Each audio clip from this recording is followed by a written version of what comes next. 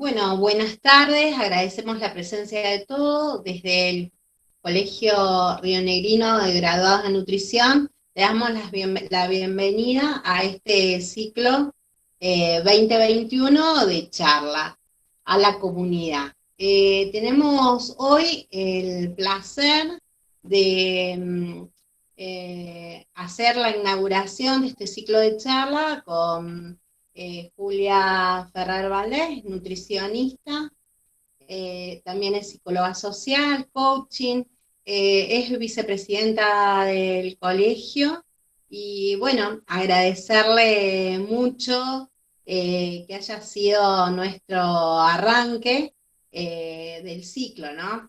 Muchas gracias, Julia, y bueno, que pasen una linda tarde. Eh, Todas las preguntas que vayan surgiendo en la charla, les vamos a pedir que tengan cerrados los micrófonos y que las hagan en el chat. Y luego, junto con Natalia, vamos a ir tomando las preguntas y haciéndoselas al final a Julia, ¿m? Para que dé respuesta a todo. No Sí, sí puedo. importa su inquietud, hagan la pregunta que necesiten hacer. Que entre todos vamos a llegar a una respuesta. Bueno, Julia, todo tuyo. Muchas gracias, Adriana. Bueno, en realidad quería contarles que tengo 73 años, estoy casada hace casi 46, tengo 4 hijos, me recibí en la UBA hace 51 años y soy eterna buceadora de nuevos conocimientos que me llevaron a incursionar en la psicología social, en la psicología corporal, cognitivo-conductual, en el psicodrama, en el coaching nutricional que hice el año pasado y en las neurociencias. Siento que he hecho un largo recorrido donde fui abriendo distintas ventanas que me permitieron cambiar, crecer y fundamentalmente, creo, lograr escuchar y entender en una forma más integral a la persona que me consulta. Entender al paciente desde la psico, neuro, endocrino, inmunología. ¿Esto qué significa? Nosotros cuando nos enfrentamos a una determinada situación, la primera cosa que tenemos es alguna creencia sobre eso, ¿sí? O sea, y reaccionamos con una emoción. Puede ser miedo, puede ser alegría, puede ser... Eso, de alguna manera, produce determinadas sustancias que van a actuar directamente sobre nuestro sistema nervioso. O sea, en nuestro cerebro se producen cambios, conexiones, mensajes que van de un lado hacia otro y llegan a nuestro sistema endocrino que nos hace producir determinadas hormonas que van a actuar sobre nuestro sistema inmune. Quiere decir que a veces, por una situación X, mi sistema inmune queda como paralizado porque estoy atendiendo una situación de crisis. Bien, muchas veces esto es el principio de muchas enfermedades y por eso es que elegí este tema que tiene que ver con el cáncer. El cáncer puede ser un signo zodiacal, un lazo rosa, una enfermedad innombrable, un crecimiento anormal de células en alguna parte y por supuesto podría desarrollar ampliamente el tema.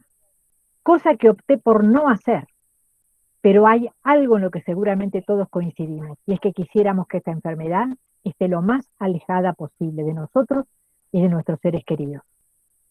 Encontramos un componente familiar hereditario aproximadamente en el 5% de los cánceres. Esto de que, bueno, mi familia tuvo, por supuesto que hay que atenderlo, pero estamos como en un 5%. La exposición a agentes tóxicos puede estar detrás del 10% del total. Y el resto, entre el 80 al 90%, estaría relacionado con estilo de vida, con hábitos y costumbres que son pasibles de modificar. ¿Qué es lo que yo creo? Acá importa un montón. Y en esto, eh, quiero decirles que yo dividí como la charla en como dos momentos. Uno, cuando la enfermedad está instalada. Otra, ¿qué puedo hacer para prevenirla? Y acá tengo que decir que no todos los cánceres son iguales, no todas las personas son iguales. Por lo tanto, siempre es importante hacer la atención personalizada del paciente. Cuando la enfermedad está declarada, nuestro rol como profesionales de la nutrición es siempre escuchar, comprender al paciente, sus dudas y dificultades en cuanto a su relación con la comida. Todo cambió. A partir del diagnóstico o previo al diagnóstico, ya hay cambios. ¿Qué me cae mal? ¿Qué puedo comer? ¿Qué no puedo comer? Entonces surgen fundamentalmente los no. Una lista de las cosas que no. Pero, ¿cuáles son los sí? Y para esto, en realidad, tenemos que pensar en una atención personalizada, en la atención del nutricionista, que va a escuchar y va a hacer el plan de alimentación para esa persona. No existe ningún alimento específico que podamos decir va a curar por sí solo un cáncer, pero podemos ayudar mucho en el tratamiento adoptando un estilo de vida más saludable. La nutricionista debe ser parte integrante del equipo tratante, en internación y cuando está en el hogar.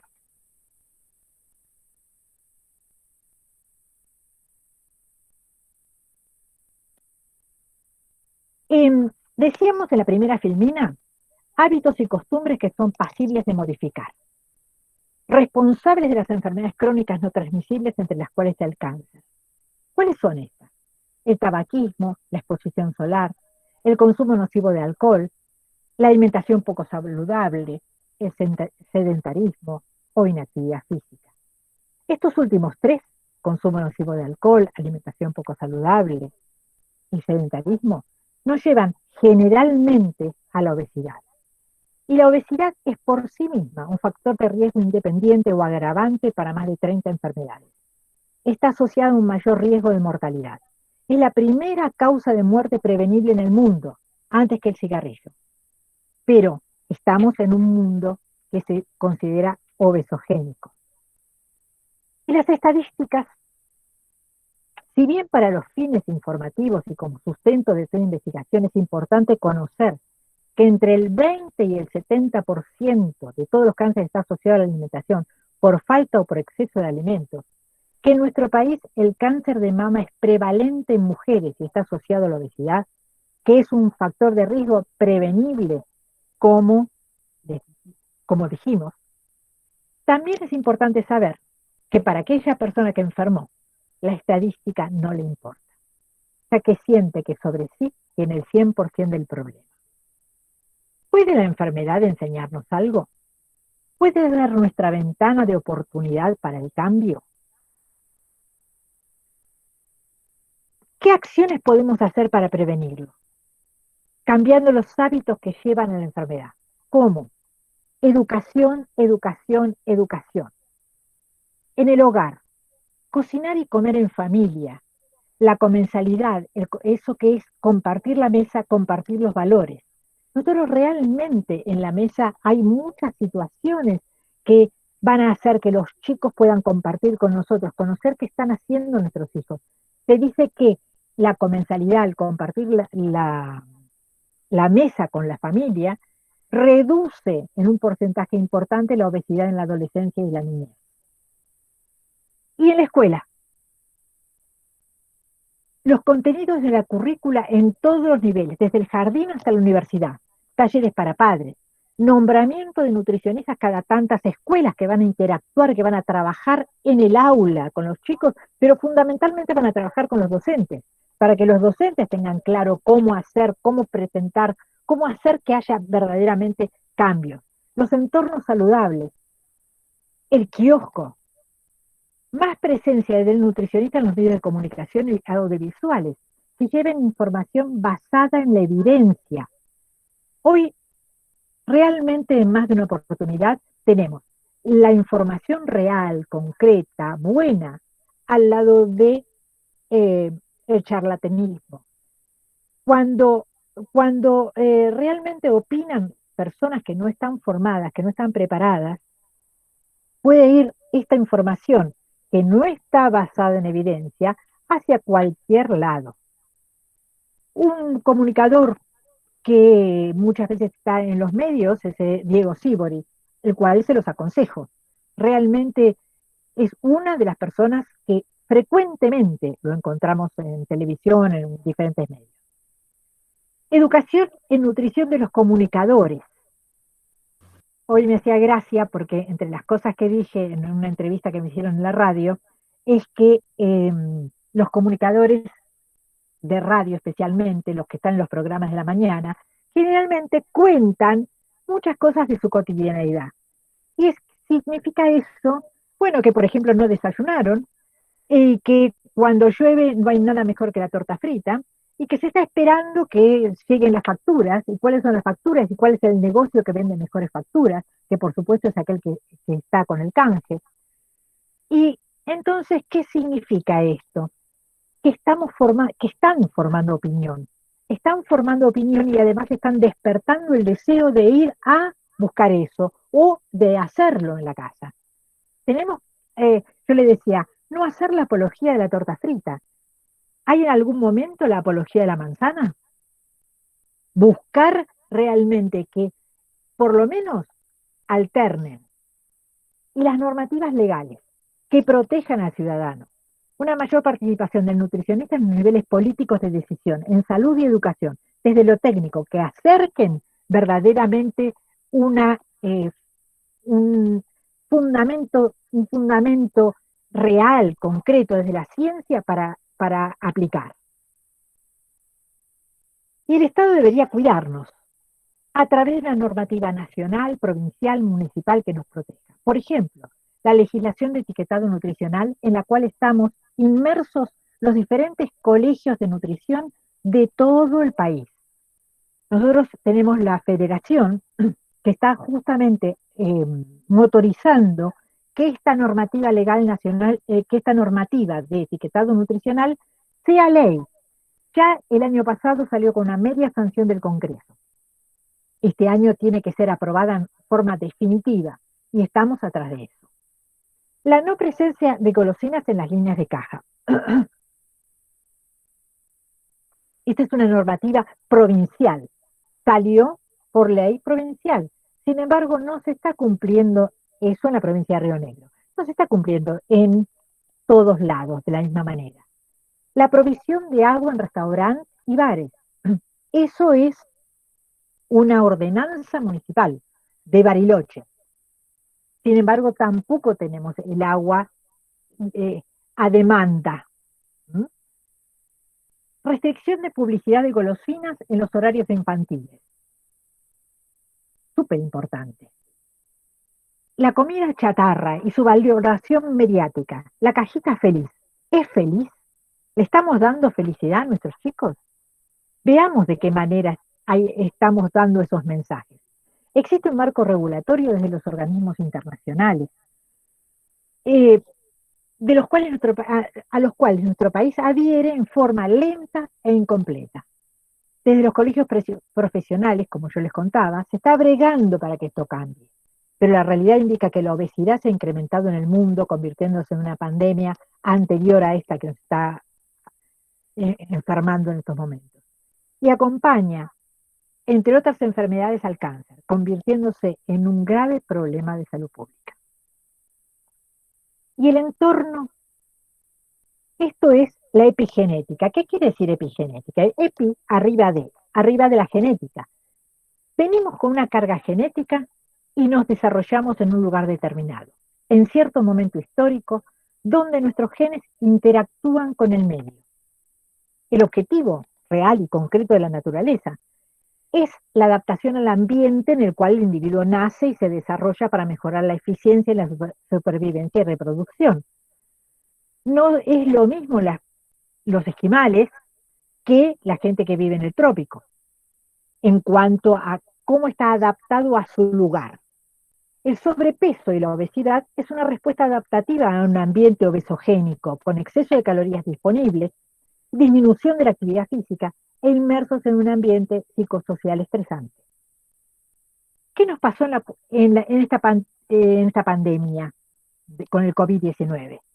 y con esta cuarentena eterna fue el aumento de peso en muchas personas, adultos y niños, y el incremento del consumo de alcohol. Y la obesidad infantil, ¿por qué hablar de la obesidad infantil aquí y ahora? Porque es acá donde tenemos que empezar a prevenir. Empezar cuidando a la mamá. ¿Qué tipo de alimentos le estamos brindando a esa mamá? Esa mamá, cómo elige los alimentos que van a ser importantes para la formación de su bebé? Luego, cuidar al niño que nace, que representa a la población objetivo para campañas de consumo de alimentos no siempre saludables. Vivimos en una sociedad de consumo donde el marketing está planificado para captar la atención, especialmente de los niños menores de 5 años. Se dice que un niño de 2 años ya puede reconocer 5 a 6 marcas diferentes. Ejemplo, bebidas cola. En mi ciudad, San Carlos de Bariloche, las estadísticas nos cuentan que 1 de cada 3 niños tiene sobrepeso u obesidad. Y esto se da en prácticamente todos los lugares. En determinado momento yo escuchaba en una conferencia que contaban la entrevista que hubo a una gerenta de marketing de una de las 12 empresas multinacionales que son las que venden mayor cantidad de alimentos elaborados.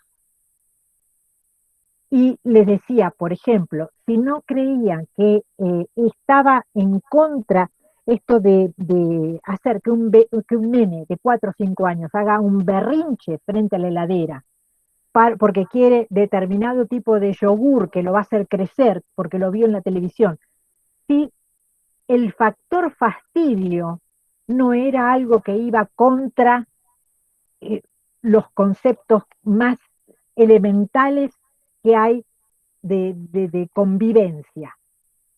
Entonces la gerenta preguntó, ¿y esos niños no tienen papás? Cuando en realidad muchas veces tenemos que buscar, como decíamos, desde el Estado, formas que cuiden a ese niño y a esos padres. Porque el marketing de los alimentos transforma y modifica los mapas mentales. ¿Ustedes creen realmente de que este pollo, por ejemplo, que se ve en el dibujito, está muy feliz con el aderezo que le están incorporando? ¿O apela a los sentimientos más profundos del consumidor, donde Coca-Cola es maestra en esto? De acá dice, las familias que comen juntas comparten más tradiciones. O cuando buscamos una botella o se busca una botella en el estante en el supermercado, en realidad se está buscando felicidad o se está buenos momentos. Y agregué esto del pochoclo junto a la película. Nos están convenciendo, ya hace bastante tiempo, de que no podemos asistir a un espectáculo de cine sin comer pochoclo. Y esto ya llegó al hogar. Vamos a ver una película, preparamos pochoclo. Justamente vamos a estar quietos en un lugar sin movernos, con lo cual significa que no necesitamos calorías extras, y vamos a ver qué vamos a comer mientras estamos quietos. Por supuesto que esto de alguna manera está logrando un sobrepeso. Y esto dice Mafalda, ojalá todo en la vida fuera tan fácil como engordar. Y realmente parece que es cierto. Pero Hipócrates decía, que tu alimento sea tu medicina y que tu medicina sea tu alimento. ¿Cómo lo podemos lograr? ¿Cómo podemos lograr que tu farmacia sea la verdulería o encontrar el placer en tener tu propia huerta? Nosotros nutricionistas utilizamos la gráfica de alimentación saludable para decir más o menos proporciones de cómo deberíamos alimentarnos. La mitad aproximadamente de lo que nosotros ingerimos, elegimos, debería ser frutas y verduras. Ahí tenemos en la gráfica, por un lado, una niña que está disfrutando con una frutilla. Desde chicos tenemos que ver qué cosas son realmente especiales para que nuestros hijos elijan y lo deseen y lo disfruten. Por otra parte, tenemos abajo una fuente de ensalada que es la que habitualmente preparo yo en mi casa. Cada 3 días, aproximadamente 2, 3 días, se prepara una fuente como esa. La quise compartir para ver un poco quiénes quieren copiarla, porque eso significa que ya la mitad de mi plato voy a tenerlo resuelto. En el tema de los hidratos de carbono, que son el grupo de las harinas, en esto yo digo siempre, estar más cerca de la tierra que de la fábrica. A ver, ¿cómo voy a preparar las galletitas o qué pan voy a comprar que sea lo más natural posible? Luego tenemos un sector para los lácteos, ¿sí? Un sector para las carnes, donde especialmente queremos que se incorpore el pescado, y un sector más pequeño para los dulces. Un sector para las grasas, donde está el aceite, preferentemente aceite de oliva o cualquier aceite puro. Si deseo cambiar, debo conocer por qué es importante hacerlo, sobre qué principios se basa, qué consigo si lo hago. Y si realmente quiero hacerlo y me resulta muy difícil, buscar ayuda profesional, dado que los nutricionistas estamos continuamente trabajando sobre esto. Y sabemos de alguna manera qué técnicas podemos ayudarlos, pasarles hacia ustedes para que esto se pueda cambiar. Y hablamos de cáncer, y hablamos de prevención. ¿Y cuáles serían los alimentos estrella para esto? Los alimentos estrellas significan que por sus propiedades antiinflamatorias, antioxidantes y preventivas de varias enfermedades, entre ellas el cáncer, vamos a sugerirles que coman como a diario o en forma semanal, en su alimentación esté el té verde como infusión para todos los días. La cúrcuma, que es un condimento que podemos echar en el arroz especialmente, o en cualquier comida que vayamos a preparar. Una cucharadita diaria de cúrcuma.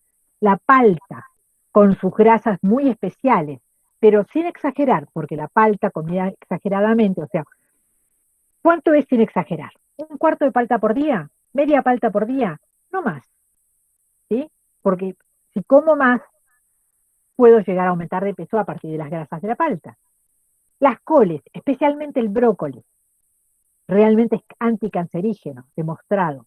Los frutos secos, almendras, nueces, avellanas. Los frutos rojos, los brotes, la fibra, el aceite de oliva, como dije recién, la cebolla. Los principios bioactivos se encuentran especialmente en frutas y verduras crudas. Bueno, acá dice mi plato saludable. Esta es otra de las cosas que nosotros podemos utilizar, que utilizamos habitualmente, como educación alimentaria. ¿Cómo armar nuestro plato? La mitad del plato, verduras, en diferentes colores. Crudas y cocidas, cocidas y crudas, como querramos. Una cuarta parte para los alimentos fuentes de hidratos. En este caso tenemos porotos rojos y tenemos un arroz. Sugiero que aumentemos la proporción de las legumbres que comemos a diario. Nunca, o sea, la proporción semanal, digamos, ¿no es cierto? La frecuencia, mejor dicho, perdón. La frecuencia semanal. Para llevarlo a 2, 3 veces en la semana. La cantidad, nunca pasemos del cuarto de plato. Y un cuarto para las partes de las proteínas.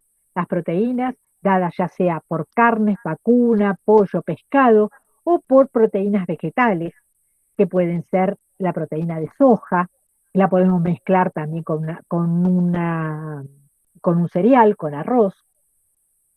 Y también no olvidemos que el huevo es uno de los alimentos que nos van a ofrecer realmente muy buena calidad de proteína y muy buena calidad de ácidos grasos.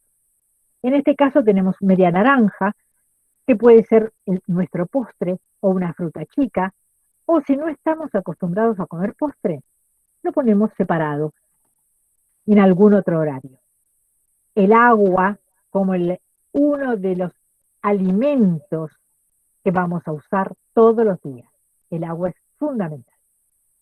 Y quería contarles que yo en el primer año de mi carrera, o sea, de esto hace ya más de 50 años, 53, 54, aprendí un versito. Y ese versito yo lo utilizo prácticamente en casi todos los momentos en los cuales me toca dirigirme al público. Y es así. 5 al día, entre frutas y verduras de diferentes colores, dejan al cáncer del lado de afuera de la puerta de mi casa, siendo mi casa yo, mi cuerpo, mi salud. ¿Sí? Me gustaría mucho que aprenda esto porque sigue siendo muy vigente, tan vigente como cuando yo lo aprendí. Pero ¿por qué comemos? El comer es una conducta instintiva que comienza con el reflejo de succión en el bebé. Al nacer el bebé manifiesta su hambre a través del llanto y la madre en un acto amoroso le provee de alimento, calor, amor, contención. ¿Les suena esto? Calor, amor, contención. ¿No es esto lo que buscamos muchas veces cuando ya no pensamos en nuestra mamá, sino que hay alguna situación que nos molesta? Buscamos amor, contención en el alimento. ¿Y para qué comemos? Comemos para recibir los nutrientes necesarios para nuestra vida. Crecer, desarrollarse, reparar y formar tejidos. Estar apto para la reproducción. Mantenerse activo y saludable. Esto era la forma que se pensaba la nutrición antes. Ahora hay una evolución en la interpretación del acto de comer. Nosotros veíamos antes que teníamos el alimento que iba a ingresar en el aparato digestivo y vamos a tener la masticación, vamos a tener la digestión, vamos a tener la absorción y todos los nutrientes, macro, micro. Bien, ahora se ve la importancia que tiene el cerebro. ¿Por qué elegimos lo que elegimos? ¿Cómo lo elegimos? ¿Sí? ¿Qué nos significa? En la televisión significa que nos está vendiendo algo, por ejemplo. Entonces, vamos a ver las razones profundas en esto de que el cerebro nos lleva a elegir. Elegimos por pertenecer a la manada. Nosotros somos animales que razonamos, que somos diferentes a otros, pero no dejamos de ser un grupo de animales con razonamiento, con inteligencia, pero profundamente tenemos una conducta instintiva que nos lleva a querer pertenecer al grupo. En este grupo de adolescentes, por ejemplo, que están comiendo pizza, no todos son de la misma familia o de familias semejantes. Algunos sabrán comer de una manera, otros sabrán de otra. Sin embargo, ahí todos comen lo mismo. Esto es una señal de alarma, por si acaso, para estar atento, porque por el pertenecer también se cae en el alcoholismo, también se cae en la droga. Entonces, querramos abrir como una pantalla de cuidado sobre nuestros adolescentes. Comemos también por imitación, comemos por presión social, culpa, vergüenza, que esto también se da en los chicos. Comemos siguiendo nuestros sentidos, la vista anticipándonos al sabor o a determinado tamaño, cuando vemos algo y decimos, mmm, o por el olor, por el olfato, cuando se pasa al lado de una panadería.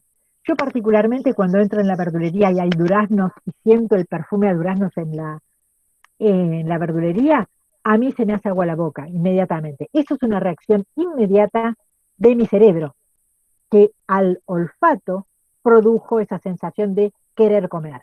O el oído, que da esta toma de la crocantez para algunos alimentos. Por la novedad, si se inaugura un restaurante nuevo de, qué sé yo, armenio, por ejemplo, y nos dice alguien, qué bien que se come allí, que buscamos la novedad. A ver, ¿iremos o no iremos? Para aprovechar la oportunidad. Y esto también es tener cuidado con determinadas cosas. Por ejemplo, dentro de lo que significa el marketing, se hace lo que es el happy hour. El happy hour nos obliga de alguna manera a todos, casi, a tomar dos de lo que elijamos. Pueden ser dos gaseosas con un montón de calorías, pueden ser dos bebidas alcohólicas, fermentadas, no fermentadas, o sea, cerveza específicamente. Y tenemos que pensar que el hígado de la mujer puede tomar hasta medio litro por vez, por día. 2 veces en la semana. Si no, si tomamos más cantidad, nuestro hígado empieza a ser dañado. Entonces, cuidémonos de esto que nos están llevando. El aumento del consumo de bebidas alcohólicas es una realidad para nuestro país y también para el mundo. Por apetencia específica de grasa, sal y azúcar, que eso nos trae una recompensa, o sea, de verdad que nosotros sentimos en las papilas gustativas cuando como un placer especial ante estos alimentos, la grasa, la sal, el azúcar.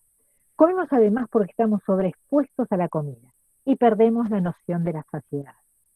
Ven en esta foto, por ejemplo, quién no ha participado en una comida semejante. Y si está de alguna manera matizada por una buena conversación y se prolonga por un rato muy largo, realmente se pierde la sensación de saciedad y podemos comer más de la cuenta.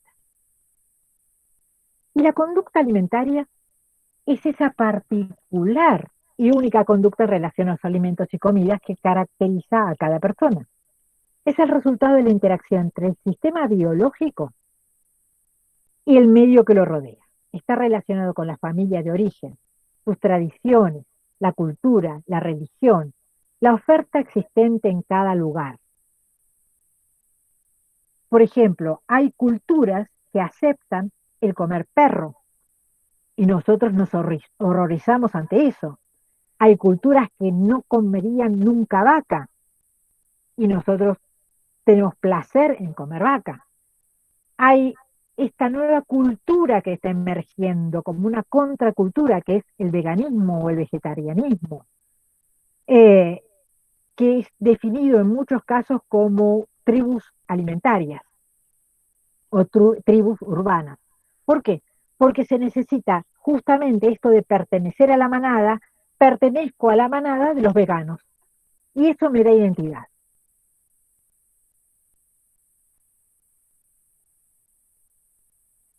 Y el hábito es una conducta que a fuerza de repetirla nos caracteriza. Puede ser positiva o negativa. En el cerebro la podemos imaginar como un cable de acero o una autopista por donde transitamos habitualmente. Son todas nuestras conductas automáticas. Es la ruta que tomamos habitualmente. Muchas veces la persona dice, yo soy así, porque toma siempre esa ruta o esa conducta. Cuando vemos una ciudad iluminada, por ejemplo, yo voy a dar el ejemplo de San Carlos de Bariloche. En San Carlos de Bariloche deben existir, así como en cada una de las ciudades de los que están acá escuchando, muchísimas calles. Pero son contados los lugares a los cuales cada uno de nosotros va. Y sabe, ya ha creado conductas automáticas de cómo llegar a su trabajo, de cómo llegar a su lugar de estudio, cómo llegar a la casa de la mamá o cómo llegar a la casa de la abuela. Eso yo tomo siempre por el mismo caminito. Esas son nuestras conductas automáticas. ¿Puedo tomar otro camino? ¿Puedo? Si quiero, sí. Y en esto de comer, el comer es mucho más que ingerir. Es pensar, imaginar, elegir, comparar, memorizar, clasificar, fraccionar, pelar, picar, preparar, mezclar, condimentar, servir, masticar, deglutir. Hasta ahí, la mayoría son conductas automáticas que pueden conducirnos a subir o bajar de peso. De acuerdo a cómo compremos, a cómo preparemos, nos va a pasar eso. Nadie puede vivir eternamente a dieta, pero todos podemos vivir más y mejor si elegimos con atención y cuidado aquello que vamos a comer. Nosotros los profesionales de la nutrición acompañamos en el camino de cambio de hábitos, desterrando la palabra dieta, proponiendo planes de alimentación que atiendan las distintas variables que presenta cada persona en cada familia, sus gustos, hábitos, edad, actividad, poder adquisitivo, etc. Querer, creer, practicar. ¿Quiero el cambio? ¿Creo que ese cambio de verdad me va a llevar a un mejor lugar? Si lo quiero, si lo creo, empiezo a practicar. Practico, practico, practico, practico y logro el cambio. Como decíamos antes, realmente podemos llegar a ese cambio. Y en esto que se llama alimentar el cuerpo, alimentar el alma, veamos cómo podemos hacer para alimentar el alma. Primero, saber qué es el alma. El alma es la esencia inmaterial que define la individualidad y su humanidad. Esto es diccionario, ¿eh? Alma, soplo vital, el sí mismo. ¿Dónde está? ¿Duele? ¿Cómo se manifiesta? ¿Dónde está? A veces lo sentimos en todo el cuerpo. ¿Duele? Sí, cuando realmente tenemos una pérdida importante, sentimos un dolor interno en el alma. Cuando estamos contentos o cuando nos enamoramos, sentimos mariposas en la panza. Realmente el alma se manifiesta a través de pensamientos y emociones. Somos cuerpo y alma. ¿Y cuáles son las emociones básicas? El miedo, el enojo, la tristeza, la alegría. Existen múltiples combinaciones. Es muy importante aprender sobre nuestras emociones, reconocerlas y gestionarlas a nuestro favor.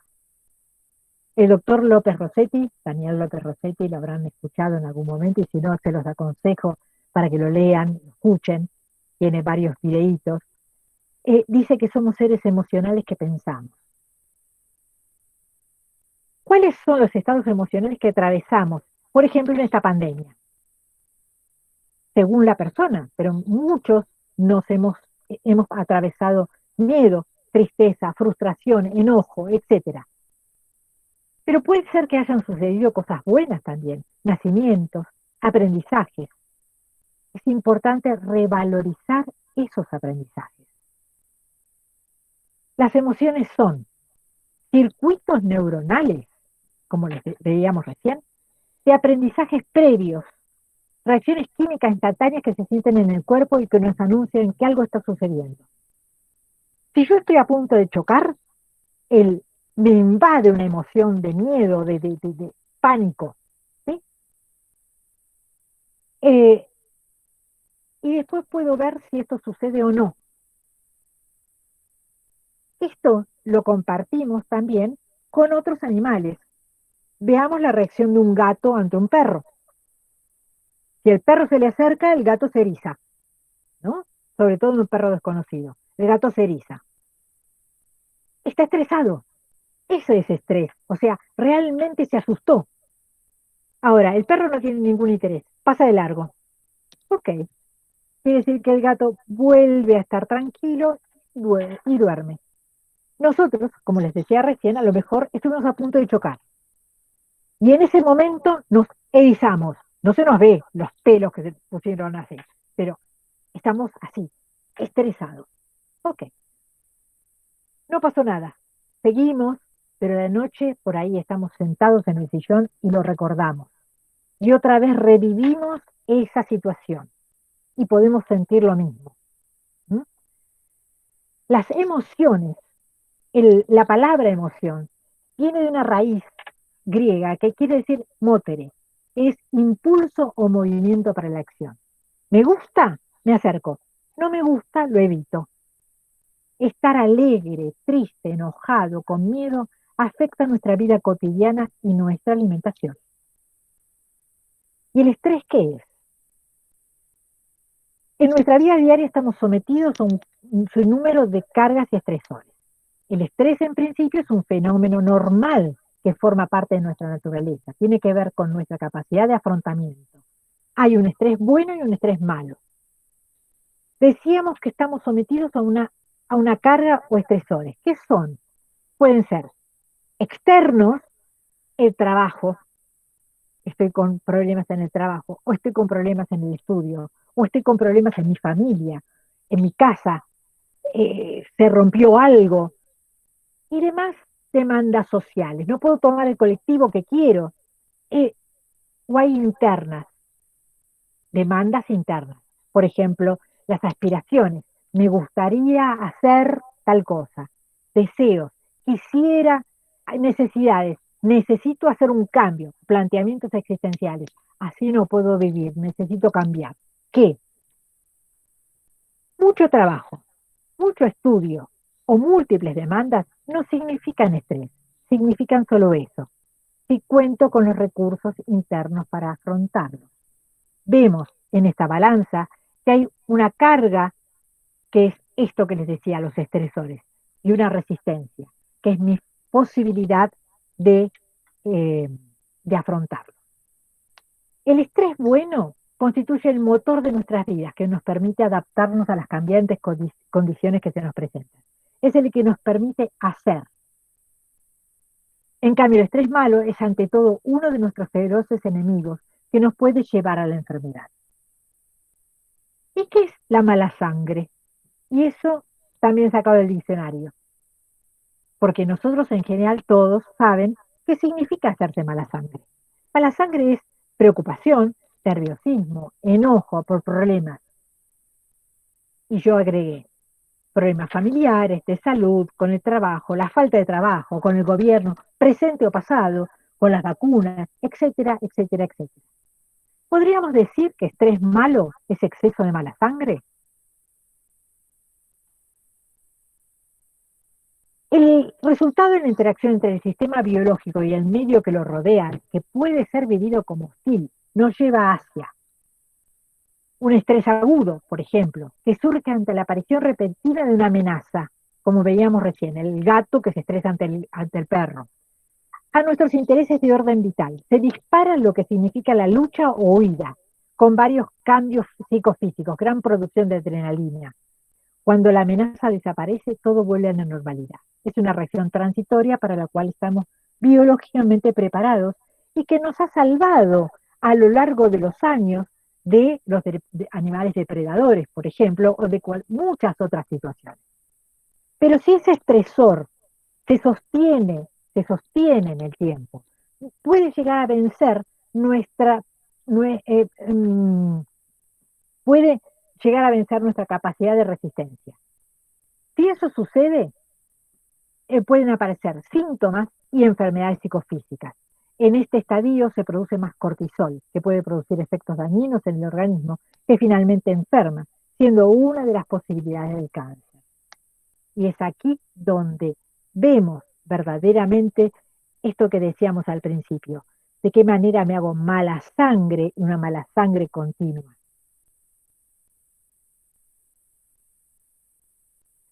Y la resiliencia es de alguna manera nuestra capacidad de afrontamiento. Nos permite salir de las crisis que nos toca vivir fortalecidos. Este es un término que se tomó de la física, que significa hay un metal que sometido al calor, al ácido, a los golpes, se hace cada vez más fuerte, el acero. Si nosotros tenemos un vaso por la mitad, decimos, ¿está medio lleno o está medio vacío? Y ahí me planteo toda una situación de que tengo un tiempo para pensar, estará medio lleno, estará medio vacío, no, tantas cosas puedo hacer, no, tantas no puedo hacer. Y estoy como perdiendo el tiempo en algo tan importante de sentir profundamente que gracias a Dios tenemos un vaso, tenemos una copa, que es la vida, para llenarlo con lo que nosotros querramos. ¿Sí? A partir de ese momento se producen los cambios. ¿Qué es la felicidad? Me pareció muy interesante en esto de la buena sangre, pensar qué es la felicidad. El secreto de la felicidad no está en hacer todos los días lo que uno quiere, sino en querer todos los días lo que uno hace. Hacernos buena sangre en vez de mala sangre es una manera de enfocar la vida para encontrar la felicidad en el recorrido, en las pequeñas cosas. Cada uno de nosotros deseamos encontrarnos con nuestra cuota diaria de dopamina, serotonina, oxitocina, que van a actuar en nuestra química interna, esa es la buena sangre, fortaleciendo nuestro sistema inmunitario, jugando un papel antioxidante, antiinflamatorio y preventivo de enfermedades. Cada persona tiene diferentes preferencias en su encuentro con el placer. La risa, por ejemplo. 10 minutos de risa pueden neutralizar hasta 2 horas de dolor, dicen. Por ejemplo, Si hiciéramos un ejercicio que yo les invito a hacer en la casa, tomamos un lápiz, una virome, algo que tengamos a mano, y tratamos de ponerlo entre la nariz y el labio. Lo sostenemos así, a mí no me sale porque van a ver por qué. Si yo pudiera sostenerlo así, empiezo a fruncir el ceño, ¿no? Empiezo a fruncir el ceño. Si en cambio, en vez de ponerlo así, lo pongo así, y se ha hecho esta prueba con varias personas, luego de hacer esta prueba con un grupo y con otro, se les dio para interpretar una serie de dibujos divertidos. Aquel grupo que tenía esto durante unos minutos interpretó que todo era medio tonto, que esas viñetas no tenían sentido, que no eran divertidas. En cambio, el grupo que tuvo esto así, que es la simulación de una risa, interpretó que esas viñetas eran súper divertidas, que estaba muy bueno ese ejercicio. ¿Qué significa? Que más allá de que la risa sea espontánea, y eso es lo que deseamos, pero si no tenemos la risa espontánea, forzarnos a reírnos, mirarnos en el espejo, dibujarnos bigotes en el espejo, hacer algo que nos divierta, mirar una película divertida. Ya, si yo tengo este rictus, por eso les decía que a mí no me sale esto, porque yo vivo sonriendo, vivo sonriendo. Esto significa que voy a tener una información a mi cerebro que me dice, todo está bien, aunque no todo esté bien, como para todas las personas. Pero es mi decisión dónde pongo mi mirada. Si en las cosas buenas que me pasan, que son muchas, o en las cosas malas que me pasan, que seguramente serán bastantes. Pero en la medida que yo elija en qué mano voy a poner la mirada, eso va a crecer. Si decido que es en las cosas buenas, crece en las cosas buenas, porque ahí puse mi centro de atención. Si yo decido que es en las cosas malas, crece las cosas malas y entonces me hago mala sangre. El baile cambia el estado de ánimo y Verónica de eso lo sabe bastante. Practicar un deporte que nos guste, mirar los gestos de un bebé, en la cola de un banco, si hay una persona con un bebé y el bebé nos sonríe, automáticamente tenemos una reacción de sonreír a ese bebé. Y eso nos está haciendo buena sangre.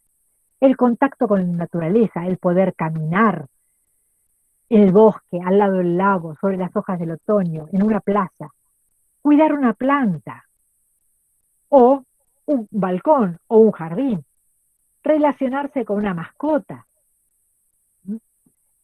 pintar, dibujar, cualquier expresión artística, musical, desarrollar la creatividad. Yo decía en algún momento de mi vida que no importaba cuál era el objeto que se había logrado crear. Si era desde el punto de vista estético muy bello para el resto o muy bello para uno. Que uno el placer de haberlo logrado es tan grande que te invade justamente la buena onda, la buena sangre. Nos estamos haciendo buena sangre. Una buena lectura.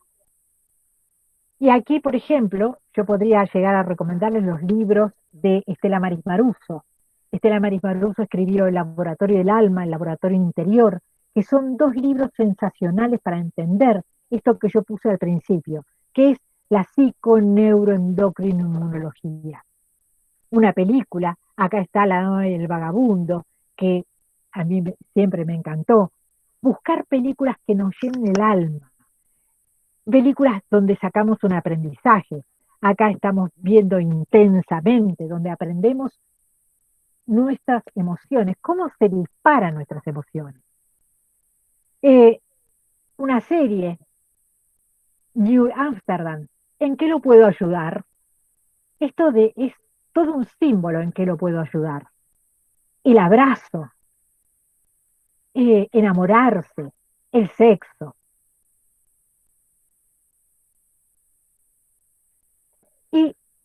alimentar el cuerpo y alimentar el alma. ¿Nosotros podemos alimentar el cuerpo y el alma cuando estamos comiendo? Sí. Comer y cocinar con buena onda, con buen humor.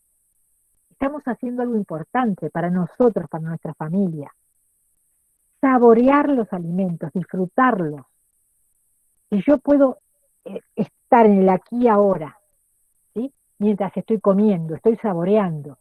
Poner una música que relaje, no las noticias,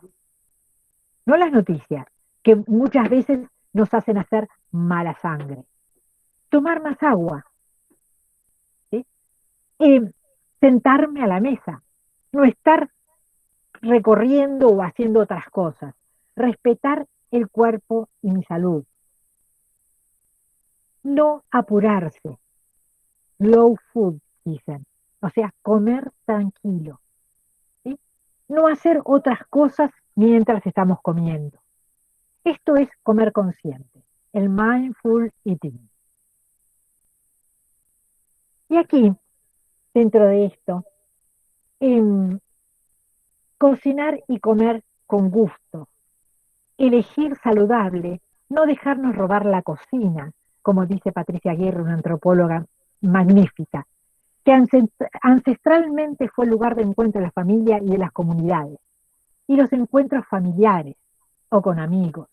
Acá también se están trasladando los hábitos, las costumbres. Realmente nosotros en un encuentro con amigas, con la familia, nos estamos contando cosas que es uno de los objetivos de hacernos buena sangre. Y que es una de las cosas que desgraciadamente está sucediendo en esta pandemia, que no lo podemos llevar a cabo en toda su posibilidad.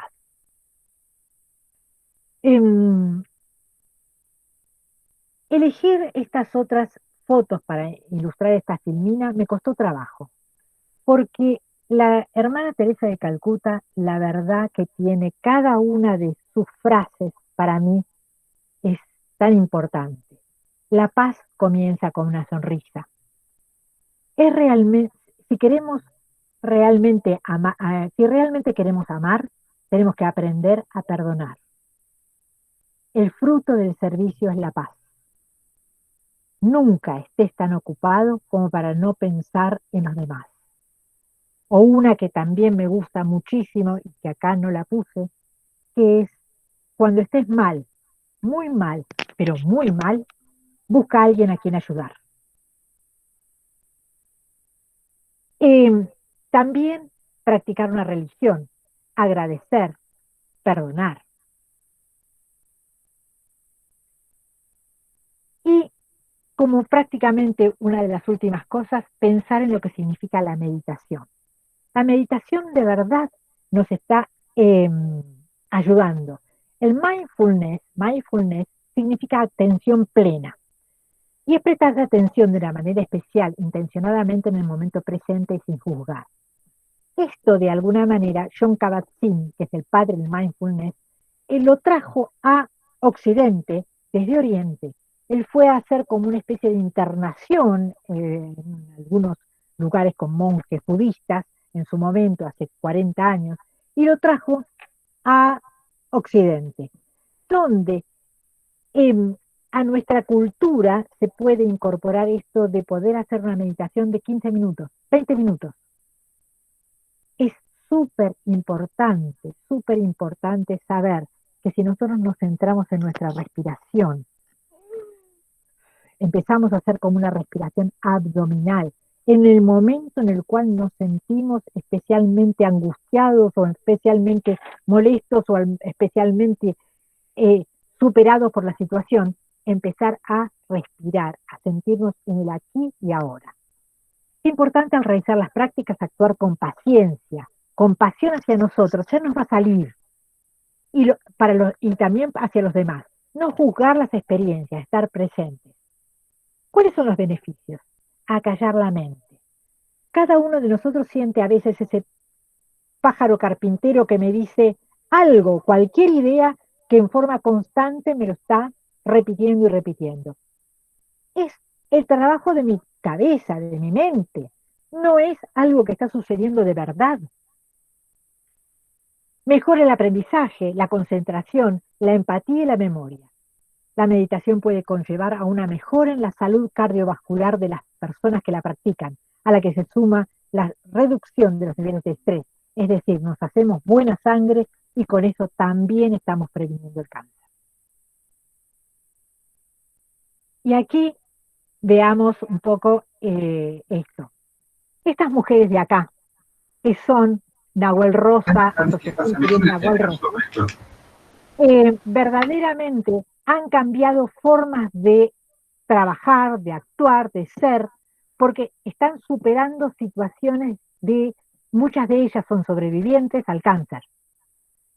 Antes, probablemente, muchas de ellas eran totalmente sedentarias y ahora se juntan, formaron una manada. ¿Para qué? Para protegerse, para crecer y para resistir a esto que significa la enfermedad y superarse.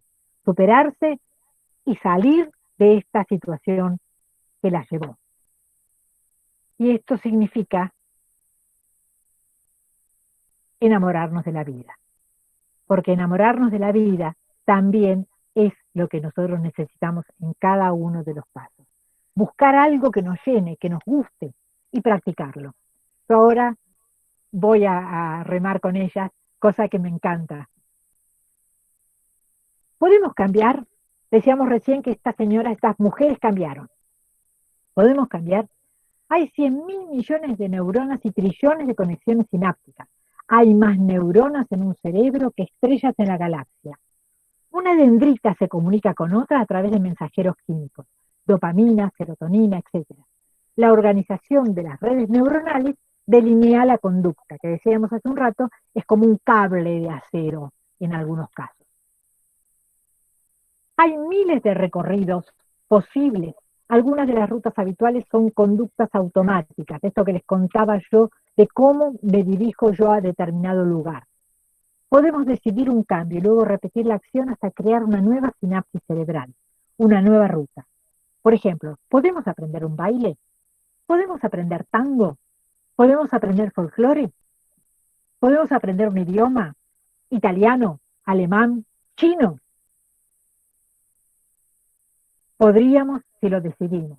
¿Podemos aprender una nueva manera de alimentarnos? ¿Podemos hacer un cambio de la conducta alimentaria? ¿La incorporación de una nueva actividad física? Ya muchos lograron la incorporación de una nueva actividad física. Ahora es el momento de incorporar una nueva manera de alimentarse. La enfermedad como ventana de oportunidad, entendiendo la enfermedad como algo que estamos transitando o algo que realmente no queremos transitar, queremos prevenir.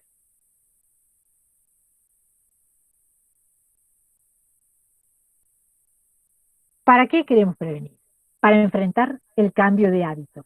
La modificación de un hábito implica construir un caminito a pico y pala al lado de una autopista, que en 21 días de repetirlo lo hemos completado y está transitable. Está en nosotros la decisión de seguir por él, pero está muy cerca de la autopista. Cuanto más lo transitemos, más lo vamos a reconocer como propio y más lo vamos a fortalecer.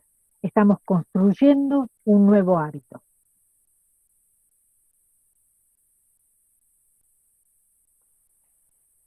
Querer, creer, practicar nos aparece en la ventanita.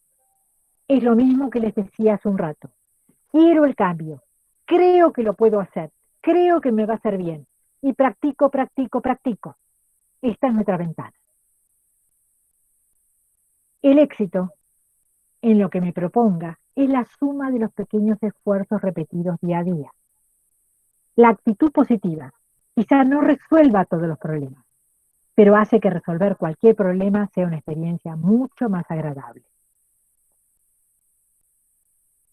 Y estamos casi cerrando. Estas son las décimas de la Escuela de Salerno, siglo XI. Miren ustedes a dónde me fui. Y dice, ¿qué decían las décimas? Dice, vida honesta y arreglada, tomar muy pocos remedios y poner todos los medios para no alterarse por nada. La comida, moderada, ejercicio y distracción, no tener nunca aprensión, salir al campo algún rato, poco ruido, mucho trato y continua ocupación. y muchas gracias por tu atención. Y ahora viene el momento de las preguntas. Bueno, buenísimo, Julia, muchas gracias. Estuvo hermoso. Linda concurrencia. Algunos se despidieron, te dan la gracia porque tenían cosas que hacer. No han escrito en el chat, pero pueden levantar la mano y hacer la consulta directamente si tienen ganas. Eh, si tienen alguna consulta sobre la temática, les damos la palabra.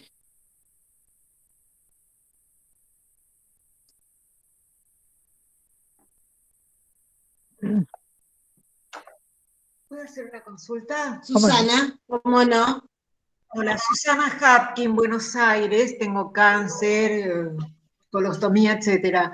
Me atiendo con un homeópata en Buenos Aires, además de todo el tratamiento alopático, de quimioterapia y demás. El homeópata insiste en que azúcar y harinas no para el cáncer. ¿Tenés alguna opinión sobre eso? Sí, hay varias razones por las cuales sería bueno evitar fundamentalmente el azúcar y las harinas muy refinadas. No los hidratos de carbono, pero sí las harinas totalmente refinadas. Y ¿Cómo? fundamentalmente las harinas refinadas es harina común blanca, digamos, y todo lo que conlleva, todo lo que para lo que se utiliza. Una de las cosas más importantes para evitar en estos momentos es sobre todo los alimentos que se llaman ultraprocesados. Esto que yo decía, más cerca de la tierra y más lejos de la fábrica. Lo que viene envuelto en paquetito de color y nos muestra en un envase algo que no siempre es lo que realmente es. Ok, ah, gracias. Sí, yo nunca he comido alimentos procesados, pero bueno, es así. Tocó lo que tocó. No encuentro explicación. Bueno, gracias. De nada. Es interesante por ahí definir un poquito o ampliar a qué hace referencia con los alimentos ultraprocesados, como para que vean que están en la góndola habitual de la mayoría de las personas, sin que nos demos cuenta muchas veces, ¿no? Julia, te doy la palabra. Sí, los ultraprocesados es un poco el resultado de lo que significa la investigación en alimentación, pero sobre todo del marketing. Se cambia el tamaño, se cambia el envase de determinada galletita y se convierte en lo mejor del mundo porque en realidad la publicidad acompaña y lo que se quiere es la venta, no la salud. Entonces, eh, todos, en general, la mayoría, caen en su consumo. Yo tengo un nieto de 10 años, por ejemplo, que considera que las mejores galletitas del mundo son las Oreo, aunque sabemos todos todo lo que contiene que no es tan bueno para su consumo. Sin embargo, más allá de que sea mi nieto y que trate de convencerlo sobre lo que significa otro tipo de golosinas o que lo trate de volcar hacia los frutos secos o que lo trate de volcar a algún tipo de repostería familiar. Sin embargo, para él es lo máximo. Entonces, yo sé lo que es luchar contra eso en este medio que se considera obesogénico y lo encontramos prácticamente en todas las cosas y en todos los hogares. Ustedes tengan en cuenta este concepto. En el envase, el rótulo, los ingredientes. Cuando el ingrediente inicial no lo pueden reconocer como un alimento y la nómina es muy larga porque está llena de resaltadores de sabores, colorantes, aditivos, grasas, azúcares, sodio, es muy probable que esté caminando al ultraprocesado y no a un alimento, a un producto alimenticio o a un alimento. Nosotros siempre promocionamos consumir cerca de la tierra, como decía Julia, el alimento. Cuando la industria colabora, uno puede consumir productos alimenticios. Estos productos alimenticios se identifica rápidamente el alimento. Leche en polvo es un producto alimenticio. Ahora, cuando arranca la frase con polvo a base de legumbres y azúcares y sabor a vainilla, sospechen. Hay mucha línea de producto infantil que tiene que ver con eso, ¿no? Un poquito para el diccionario, digamos, como para colorear.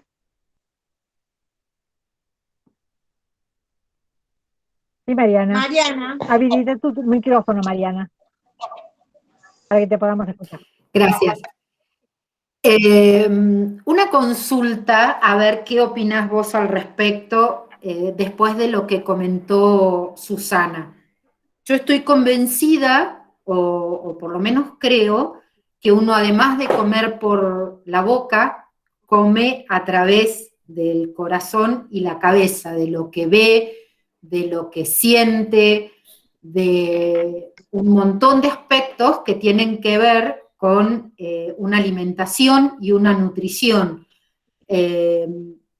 Considero a veces que comer una lechuga orgánica estresado, mirando Crónica o peleando con tu pareja, es muchísimo más nocivo que comerme un paquete de galletitas Oreo, salvando las distancias nutricionales. Pero yo creo que yo por lo menos considero que la nutrición también entra por esto, por lo que uno siente, por cómo uno está comiendo, de qué manera pacífica o amorosa se está relacionando con el otro que comparte la mesa y con la comida, y no es tan limitante a la comida saludable, cuántas proteínas, cuántas vitaminas, cuántos minerales, no sé si bueno, más o menos se entiende, y quiero conocer tu opinión al respecto.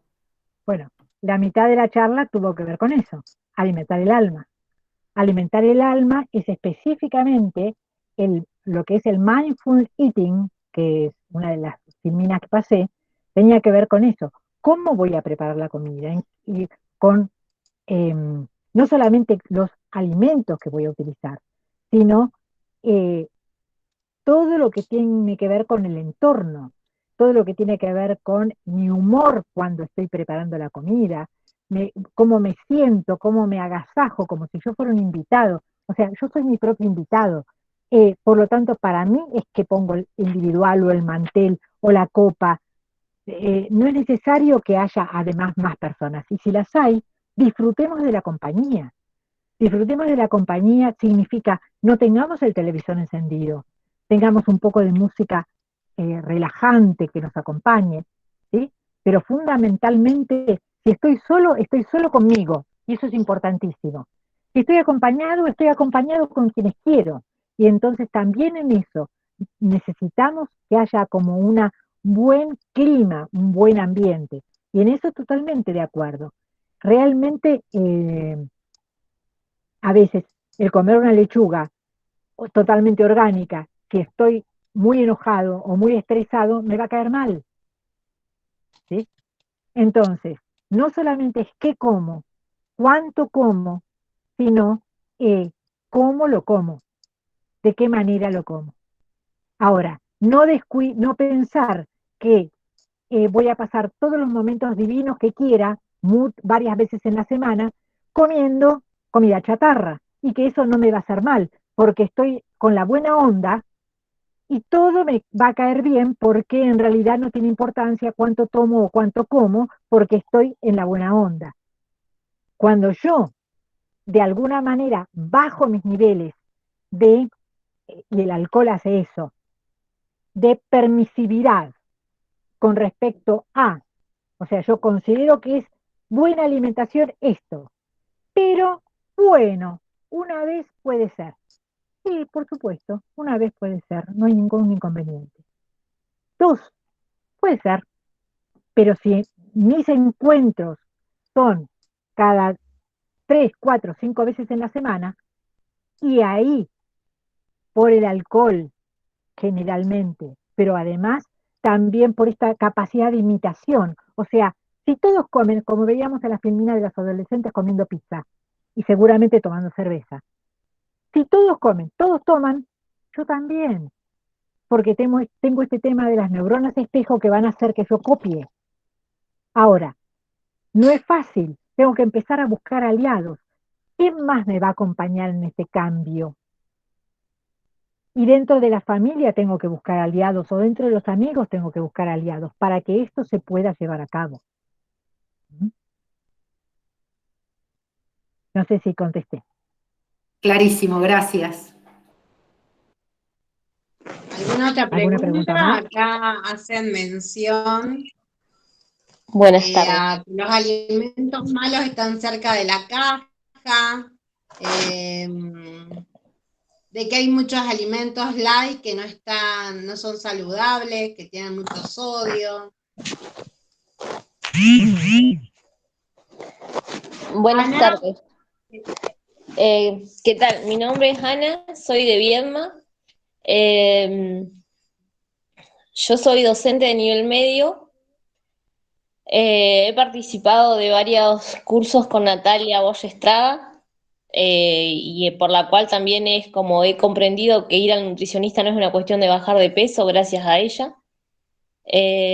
Siempre que la consulté, bueno, yo empecé a ir por una cuestión de que me diagnosticaron hace un tiempo hipotiroidismo y como que decidí que podía hacer algo también a través de modificar mi alimentación. Me cuesta, no voy a decir que no, que es fácil, pero también estoy interesada desde esto de ser docente, y también soy tía de varios sobrinos adolescentes y chiquititos, y algo que veo constantemente es, si yo comparo mi niñez y mi adolescencia, tenía como disponibilidad de golosina y muchas cuestiones, ¿no?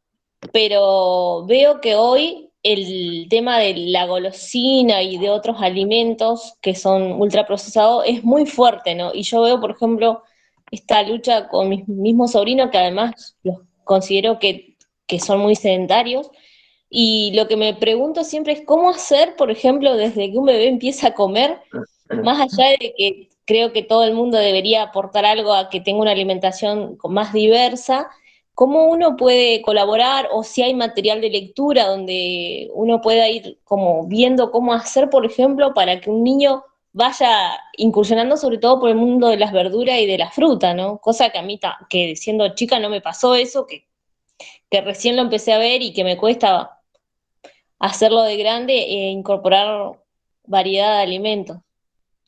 Quería saber si hay material, si se encuentra material como para pensar en la alimentación diversa y saludable desde los más pequeñitos.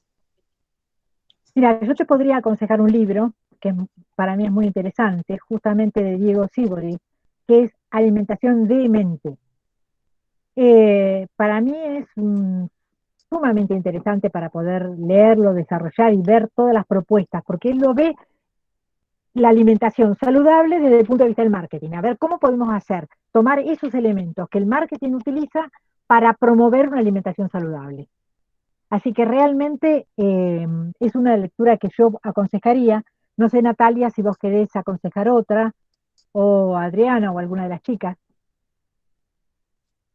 Yo siempre sugiero ir a las guías alimentarias para la población argentina, como que está preparada para un lenguaje básico, un lenguaje lindo para transmitir. Es como nuestro primer contacto en cuanto a la alimentación saludable, en cuanto a las normas.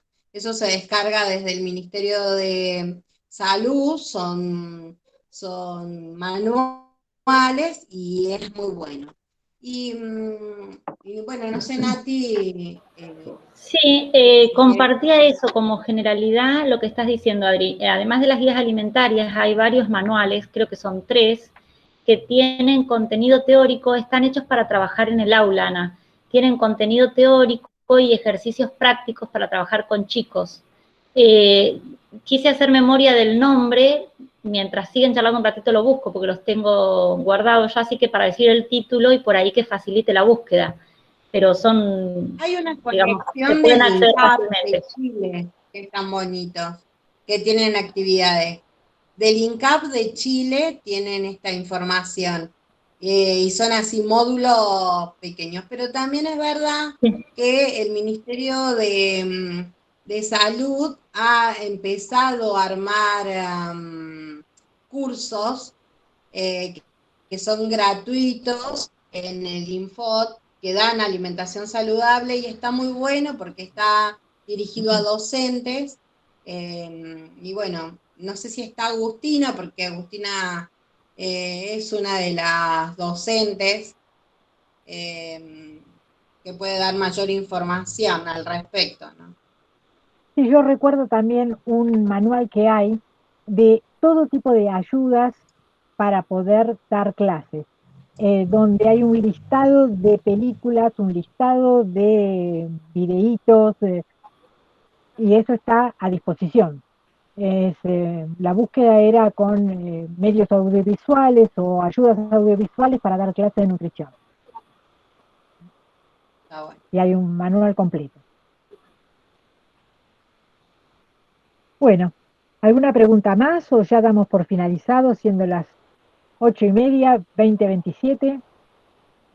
Recontra puntual. Les agradecemos enormemente y recordemos que Una la semana sola, que viene, Julia, el perdón. viernes...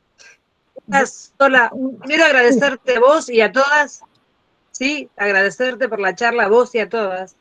Y con respecto a los más pequeños que decían recién, a mí me parece, personalmente creo, después de una trayectoria larga de obesidad, que hay un tema que es muy importante, y no son solamente los pequeños, sino los adultos que lo acompañan.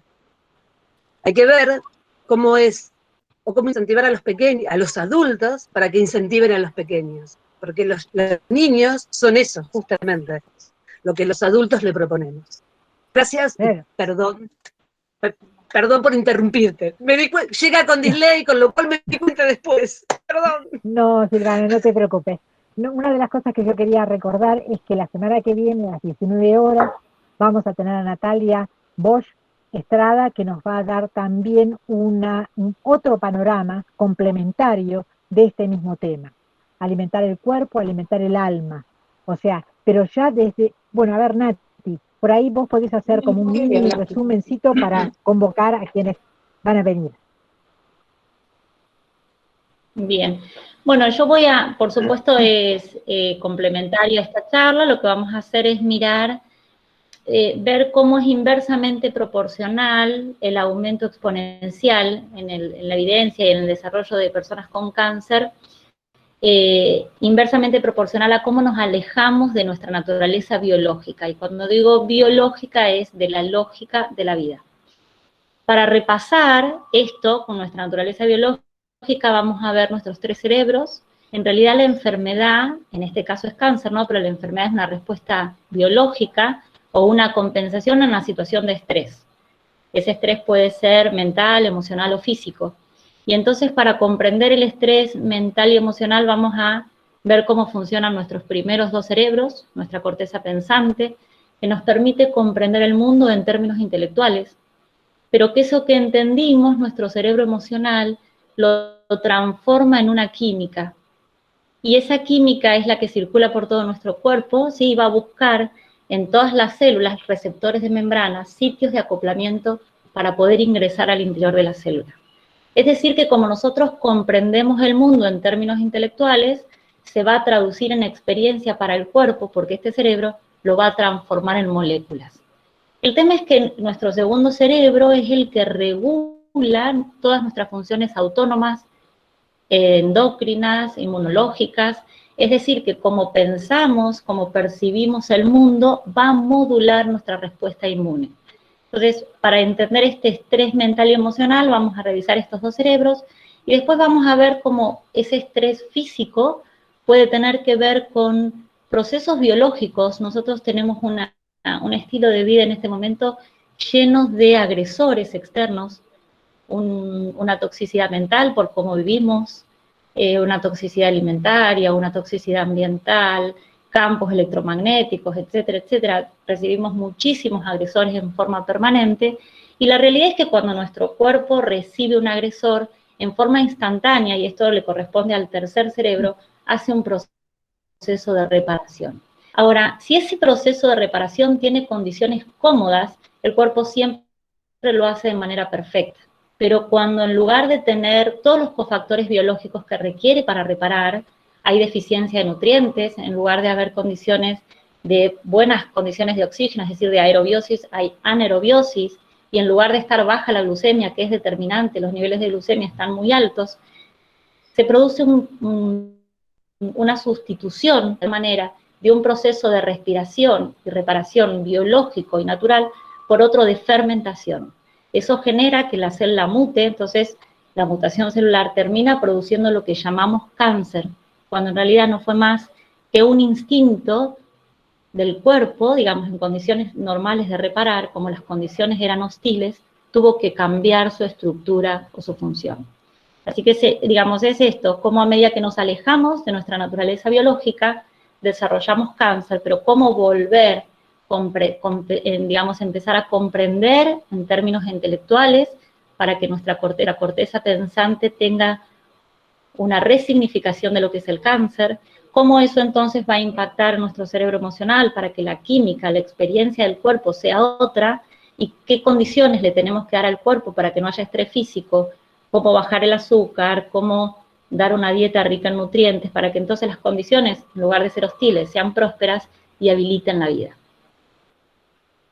Muy interesante, Nacho.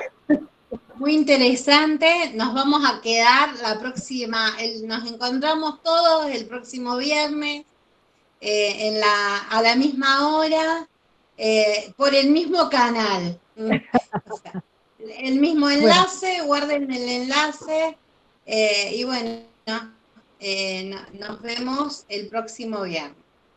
Y les pedimos a todos que si conocen a alguien que estas charlas Nos damos un aplauso de vida, que, Julia, un aplauso a Julia. Un aplauso a ustedes que están.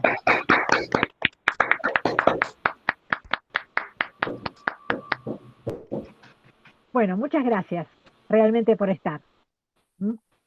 Ha sido todo un desafío de poder hacer esto. Gracias, Julia. Hermosa charla. Gracias a todas. Muchas gracias, nos vemos.